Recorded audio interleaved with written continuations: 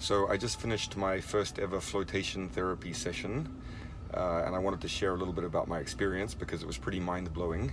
So if you're not aware, flotation therapy is when you get into a pod with salt water where you just float and you can't see anything, you can't hear anything. It's also known as sensory deprivation, and it is a profoundly intense experience if you kind of want it to be.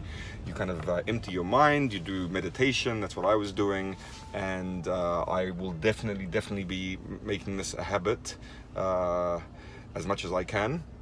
It was 60 minutes long. It cost about $77. I meditated, concentrated on my breathing as much as I could. Like the thoughts kept on coming. It's kind of like when you're daydreaming and then you keep having to remind yourself to empty your mind as you always do with meditation. But aside from that, I did a couple of interesting tweaks, I think.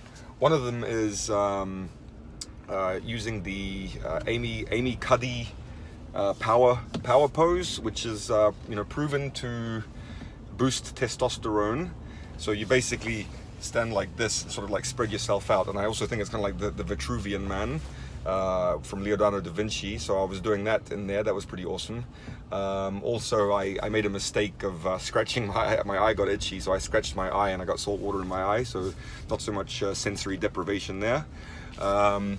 And those are a few of the thoughts. The center was really cool. They had this waterproof pencil in the shower, so like if you have like a brainwave, you can take a note of it. So I did that, of course, and I'll be sharing some pics as well. And yeah, highly recommended. I mean, I think I'm going to write a post about it in more detail, but definitely highly recommended in terms of like with all the sensory overload that we have in modern life. Having that kind of experience is different from meditation. It's like meditation on steroids, and they also say that it's the closest experience that you can have. This is like from scientists and researchers and stuff. This is the closest experience you can have to a psychedelic experience without having any of those substances. So yeah, hope you find this useful. Ciao.